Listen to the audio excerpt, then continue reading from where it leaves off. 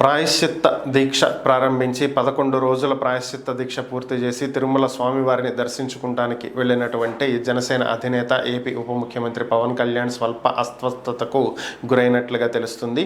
ఆయన తీవ్రమైనటువంటి జ్వరం, వెన్నునొప్పితో బాధపడుతున్నట్లుగా తెలుస్తుంది. ఆయన గత 2 రోజుల నుంచి కూడా తీవ్రమైనటువంటి జ్వరంతో బాధపడుతున్నట్లుగా సమాచారం. ప్రస్తుతం ఆయన ఆరోగ్య పరిస్థితి నిలకడగా ఉందని, తిరుమలలోని గెస్ట్ హౌస్లోనే వైద్య బృందంతో చికిత్స చేయిస్తున్నారు అని చెప్పి తెలుస్తుంది. ఈరోజు సాయంత్రం 4 గంటలకు తిరుపతిలో వారాహి బహిరంగ సభలో ప్రసంగించాల్సి ఉన్నటువంటి నేపథ్యంలో ఈ సభ జరుగుతుందా లేదా అనేటువంటి అనుమానాలు తలెత్తినటువంటి నేపథ్యంలో ఒక కీలకమైనటువంటి ప్రకటన కొద్దిసేపటి క్రితమే వెలువడింది. పవన్ కళ్యాణ్ ఖచ్చితంగా ఈ సభలో ప్రసంగిస్తారని, డిక్లరేషన్ ఇస్తారని, ఈ వారాహి డిక్లరేషన్లో కొన్ని ముఖ్యమైనటువంటి అంశాలను ఆయన ప్రస్తావించనున్నారు అనేటువంటి ప్రకటన వెలువడటం గమనార్హం.